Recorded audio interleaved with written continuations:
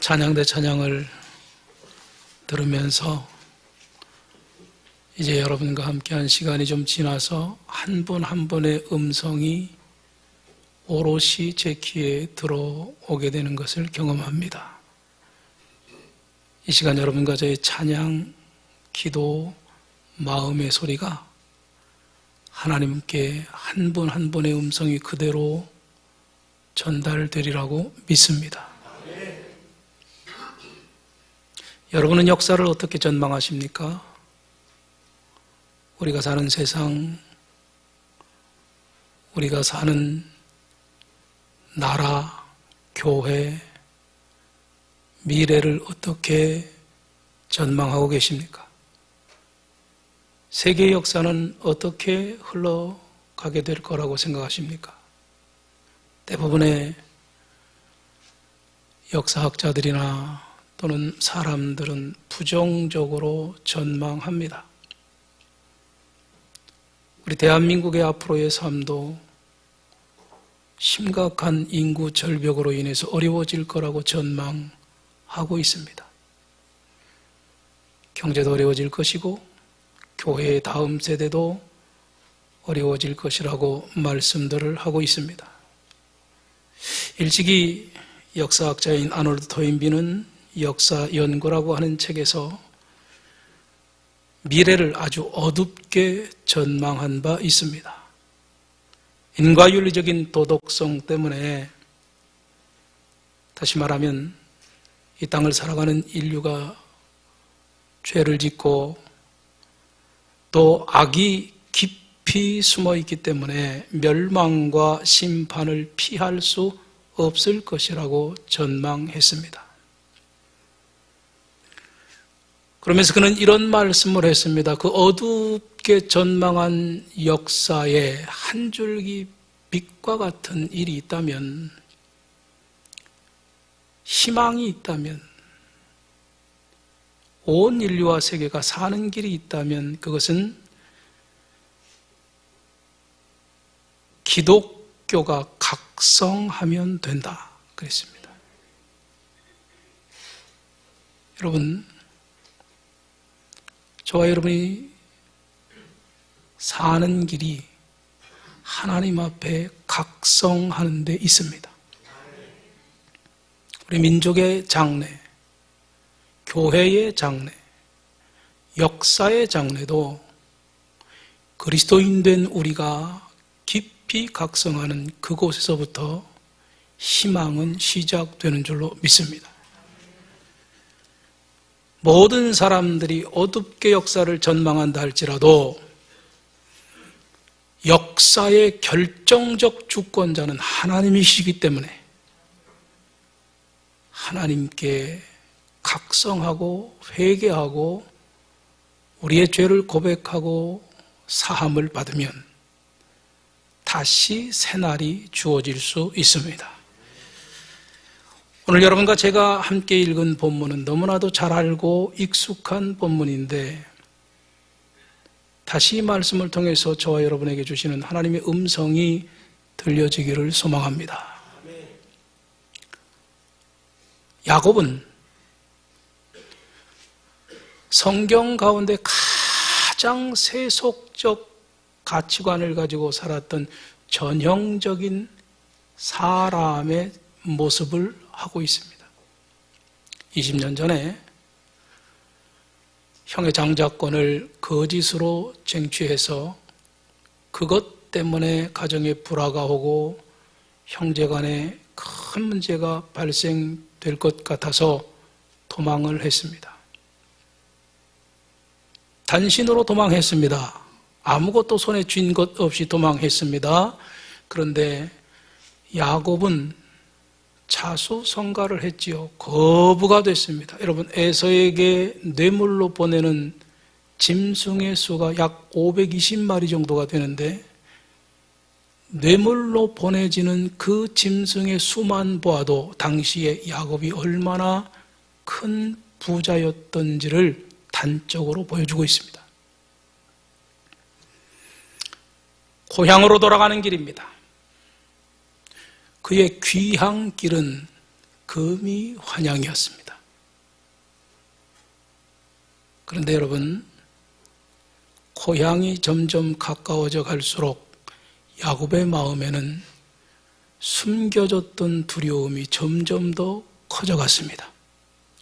해결되지 않은 문제가 있었기 때문입니다. 20년간 애써 감추어두고 묻어두고 생각조차 하기 싫은 해결하지 못한, 처리되지 못한 죄가 있었기 때문입니다. 설상가상으로 고향으로 돌아가는 길에 형 에서가 자기에게 나오는데 장정 400명을 데리고 나온다는 급보를 받았습니다. 솔직히 말하면 에서가 야곱을 죽이러 오는 것인지 아니면 야곱을 보호하려고 오는 것인지 성경은 침묵하고 있습니다. 섣부르게 죽이려고 온다고 말할 수도 없습니다. 그러나 야곱은 죄를 지었기 때문에 에서가 자기를 죽이러 오는 것으로 생각했습니다. 너무 절박한 시간입니다. 저는 오늘 32장 말씀을 시작하는 1절을 여러분과 제가 다시 주목해 보실 수 있기를 바랍니다. 1절 말씀을 보시면 1절과 2절을 한번 여러분 같이 읽어보겠습니다. 시작. 야곱이 길을 가는데 하나님의 사자들이 그를 만난지라. 야곱이 그들을 볼 때에 이르기를 이는 하나님의 군대라 하고 그 땅 이름을 마하나임이라 하였더라. 여러분, 우리가 성경을 보실 때 너무너무 중요한 부분인데도 힐끗 보고 스쳐 지나갈 때가 많습니다. 절대로 그냥 힐끗 보고 스쳐 지나갈 수 없는 말씀이 1절과 2절입니다. 야곱이 지금 그 엄청난 두려움에 휩싸여서 야복강에서 홀로 남았습니다. 그런데 그 앞에 야곱이 라반과 헤어져서 고향으로 돌아가는 그 길에 하나님이 야곱에게 보여주신 것이 있습니다. 하나님이 보여주신 것, 야곱이 보았습니다. 들은 것이 아니에요. 본 것입니다. 무엇을 보았냐면 하나님의 사자들을 보았습니다. 하나님의 사자들을 보았습니다. 그런데 거기 이렇게 말합니다. 이는 하나님의 군대라 하고 마하나임이라 하였더라. 이 마하나임이라는 말은 두 진영이라는 뜻입니다. 두 캠프, 투 캠프스. 그러니까 이 사자들이 몇몇 안 되는 천사라는 뜻이 아니에요. 두 진영의 천군들이 동원됐다는 뜻입니다. 하나님이 야곱을 보호하기 위해 다시 말하면 수호 천사들을 보내셨는데 엄청난 수의 천사들을 보냈다는 거예요. 그걸 봤습니다. 여러분, 그 광경을 보았다면 무엇이 두렵겠습니까? 뭘 두려워해야 되겠습니까? 야곱의 가는 길에 하나님이 먼저 보여주셨습니다. 어떤 일들이 있을 것인지를 미리 아시고. 여러분과 저의 인생의 행로 속에 두려운 밤을 지날 때가 많습니다. 건강이나 사업이나 어떤 관계나 막막한 불확실성 때문에 두려운 밤을 지날 때가 많지 않습니까? 내 힘의 한계로 도저히 해결할 수 없는 그런 절망적인 밤을 만날 때가 있습니다. 그런데 그 전에 여러분과 제게 하나님이 함께 하시는 사인, 이런 엄청난 광경을 보여주신다면 우리가 위축될 일이 있겠습니까? 우리가 두려워할 일이 있겠습니까? 야곱에게 하나님이 보여주셨습니다. 나는 여러분과 제게 하나님이 그런 일들을 종종 보여주시는 줄로 믿습니다. 그런데 우리가 힐끗 보고 지나가는 거예요. 그 엄청난 광경과 역사를 대충 보고 지나가는 겁니다. 이런 말씀입니다. 앞에서 뒤에서 내가 너를 호위할 것이다. 지켜줄 것이다. 구름 기둥과 불 기둥으로 이스라엘 백성들을 인도했듯이 너를 그렇게 지켜줄 것이다. 여러분, 후에 엘리사가 속한 도단이라는 성에 적들이 쳐들어왔을 때 게하시가 너무너무 두려워했습니다. 기억하시는 줄로 제가 압니다. 엘리사가 기도합니다. 하나님, 저의 눈을 열어서 보게 하옵소서. 그랬더니 불말과 불병거 하나님의 군대가 동원돼서 자기들을 지키고 있는 것을 보았습니다. 야곱도 지금 본 것입니다. 이 엄청난 하나님의 은혜를 경험한 것입니다. 여러분, 오늘 이 말씀이 주는 의미가 뭐냐 하면 야곱이 기도한 적이 없습니다.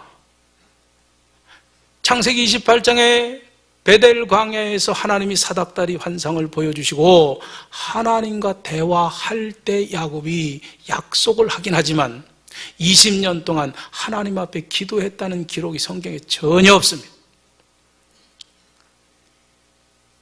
그럼에도 불구하고 하나님이 친히 나타나셔서 야곱에게 보여주시는 거예요. 이 말은 너는 모르지만 나는 지금까지 너를 이렇게 보호했다는 겁니다. 이제 내 가는 길에 하나님이 원하신 길이잖아요.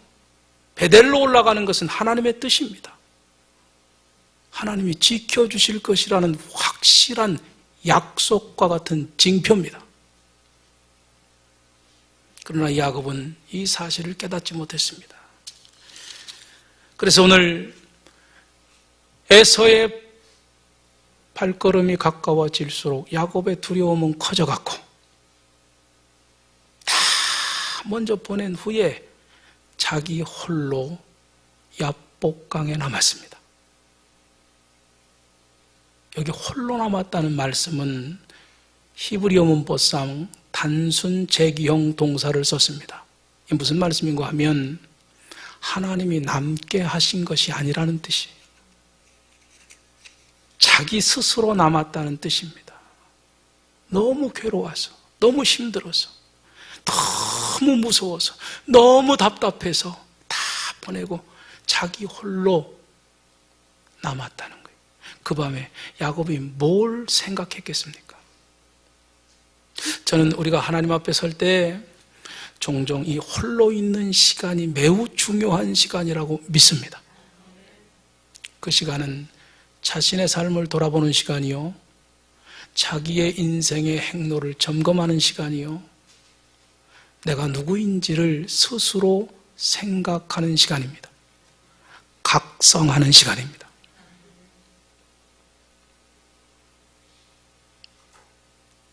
야곱이 각성하는 거죠.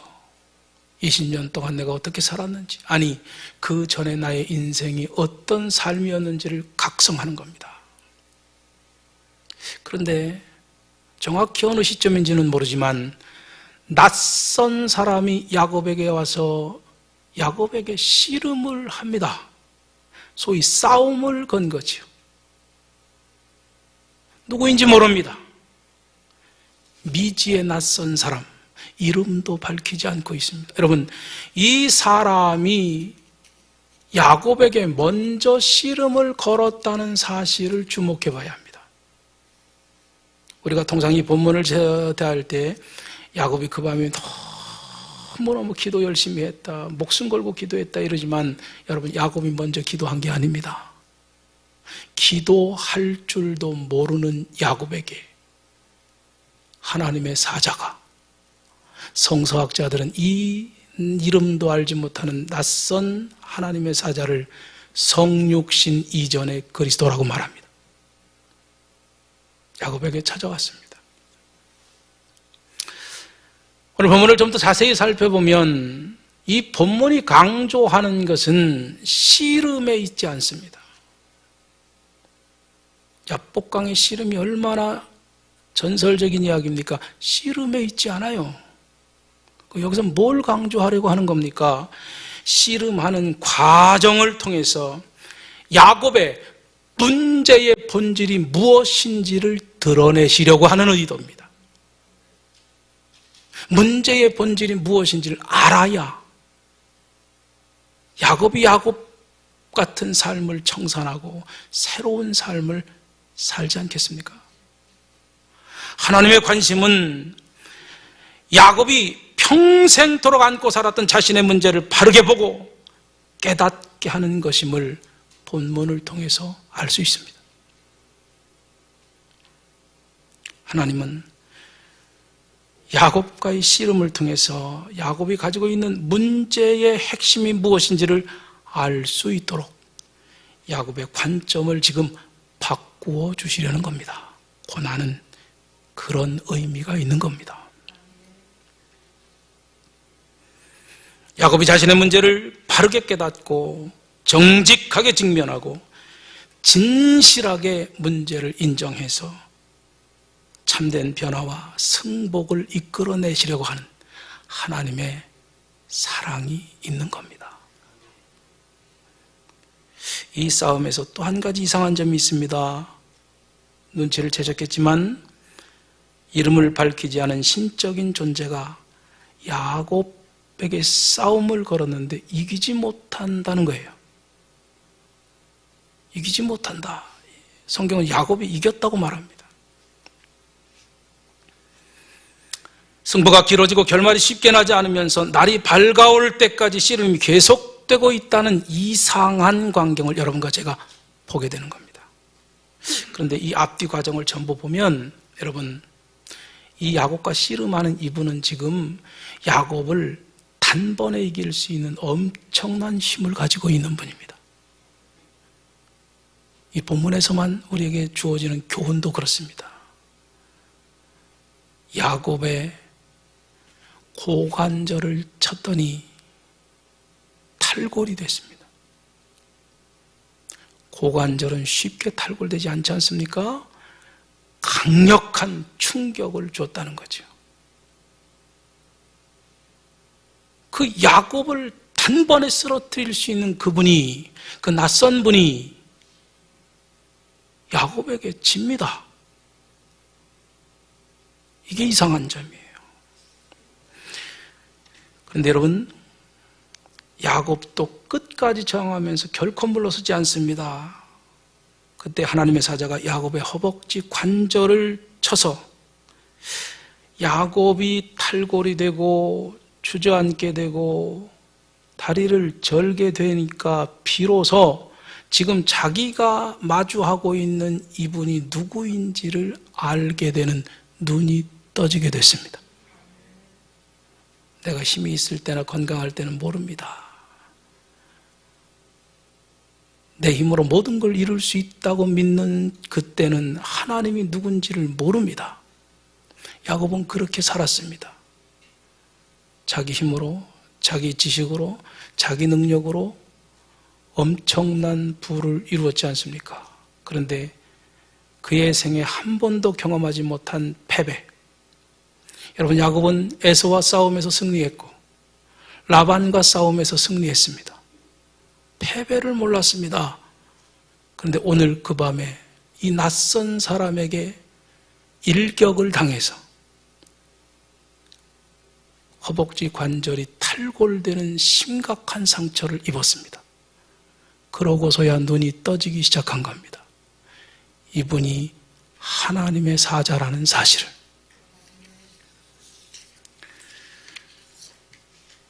다리가 탈골이 되자 상대를 알게 되고 상대가 알아지게 되자 야곱의 복받치는 눈물샘이 터져버렸습니다. 울며 비로소 회개하고 그 하나님의 사자에게 축복을 간청합니다. 저는 이 부분에서 여러분 이렇게 말씀을 드리겠습니다. 야곱이 진정으로 이긴 것이냐 하는 거예요. 예. 하나님과 겨루어서 이겼다라고 말씀하고 있는데 야곱이 정말 이긴 겁니까? 오늘 본문은 우리에게 이런 말씀을 주는 겁니다. 야곱이 그 싸움에서 짐으로 승리한 겁니다. 하나님이 져주신 거죠. 그런데 야곱이 그 싸움에서 짐으로 진정한 승리를 경험한 겁니다. 보통 축복은 승자가 패자에게 하는 겁니다.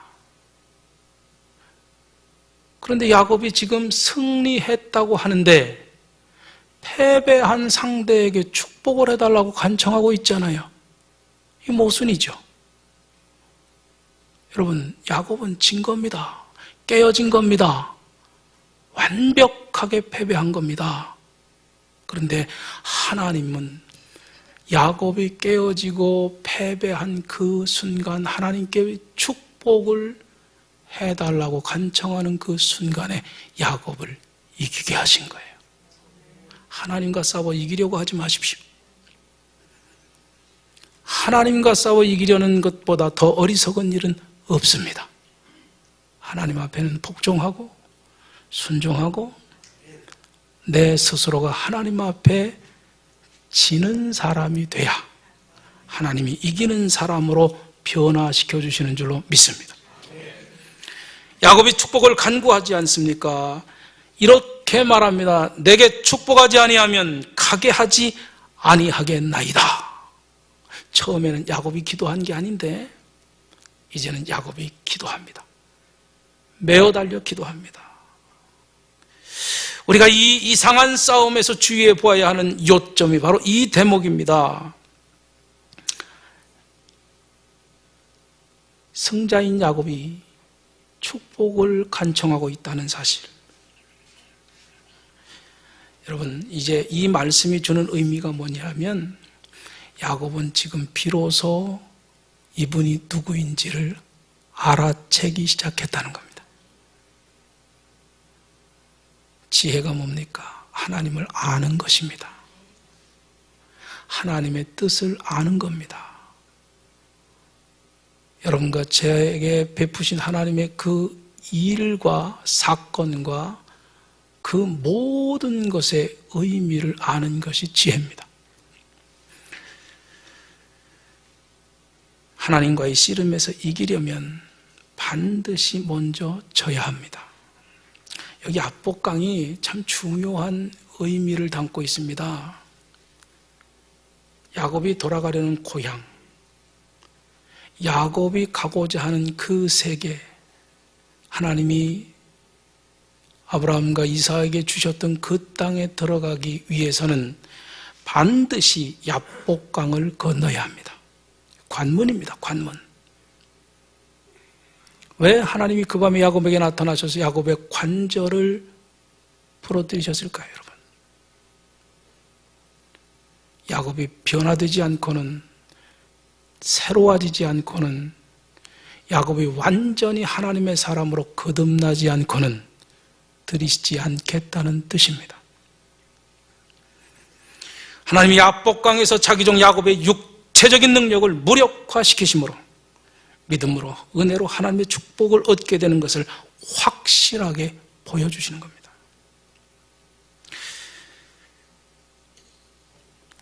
허벅지 관절에 타격을 입기 전까지 하나님 앞에서 여전히 꺾이지 않았던 야곱이 그 후에 싸움을 멈추고 이제는 하나님을 붙들고 메어 달리고 의지하고 간청하고 간구함으로 전혀 새로운 사람으로 변화된 겁니다.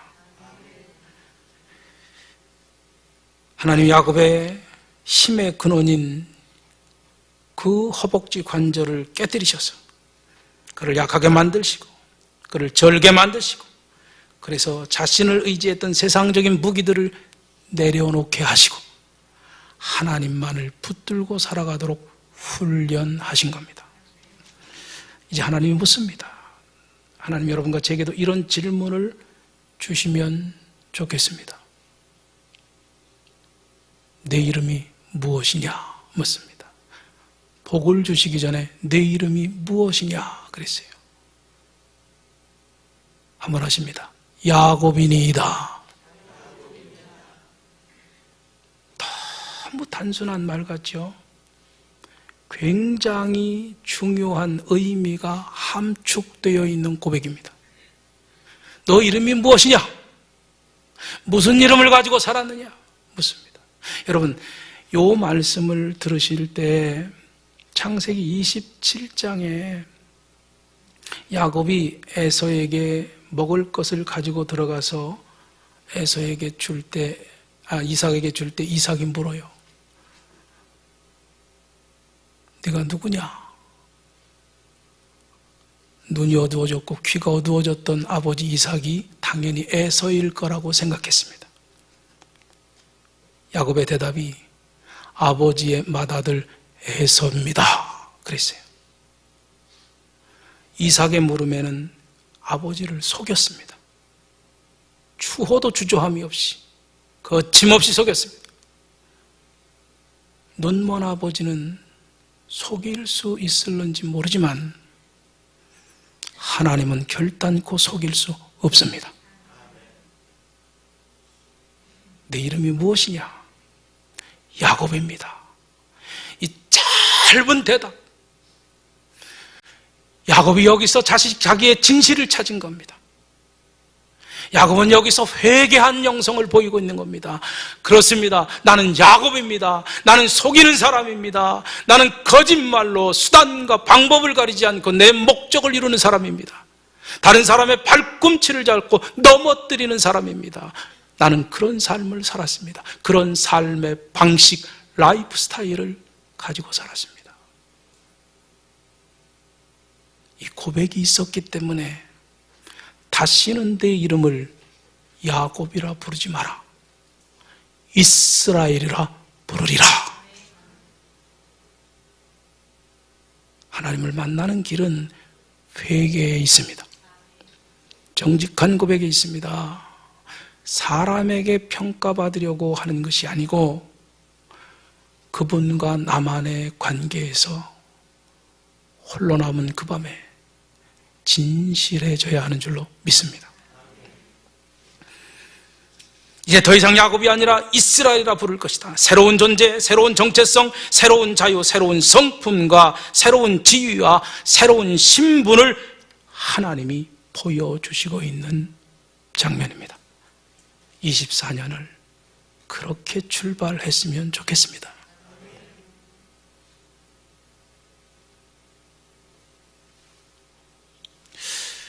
오늘 주목해 볼 말씀이 한 말씀이 더 있는데요. 하나님과 씨름에서 야곱이 짐으로 승리했어요. 그런데 오늘 성경은 이렇게 말합니다. 하나님과의 싸움에서만 이긴 게 아니고 하나님과 관계에서 문제가 해결되니 28절을 보시면 이는 내가 하나님과 및 사람들과 겨루어 이겼음이니라. 하나님께 짐으로 승리를 얻었습니다. 그랬더니 사람과의 싸움에서도 이제는 승리할 거야. 원래 이게 히브리 원문에서는 미래 시제로 되어 있어요. 근데 우리 성경에는 과거로 되어 있지 않습니까? 왜 그렇게 번역했느냐 하면 너무나도 이 승리가 확정적이고 기정사실화되어 있는 것이기 때문에 미래 시제로 쓰지 않고 과거 시제로 쓴 겁니다. 예수께서 여러분과 내게 말씀하실 때도 너희가 세상에서 환난을 당하나 담대하라. 내가 세상을 이기었노라. 이미 과거 시제입니다. 주님이 이겨놓은 그 싸움에 여러분과 내가 동참하고 있는 겁니다. 하나님을 만나서 하나님 앞에 짐으로 승리한 사람은 세상과의 싸움에서도 승리합니다.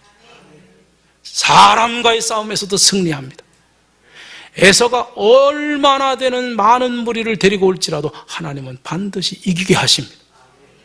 하나님을 만났던 다윗이 골리앗을 이겼습니다.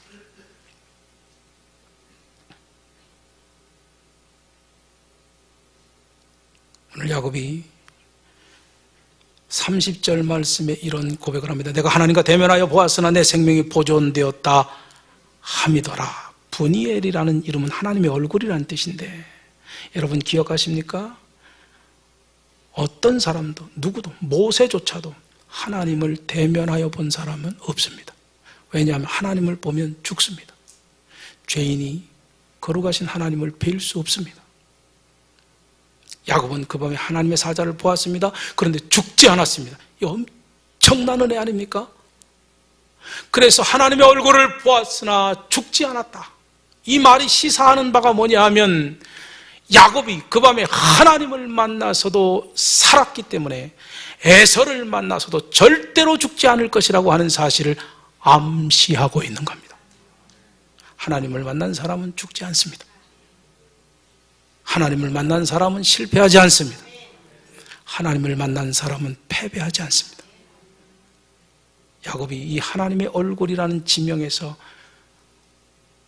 아침에 길을 다시 떠날 때 해가 돋았다 그랬어요.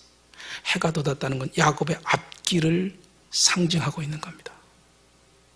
동토하는 새벽의 여명처럼 야곱의 길에 하나님이 함께 하셔서 승리가 있게 하실 것이라는 놀라운 상징적 언어입니다.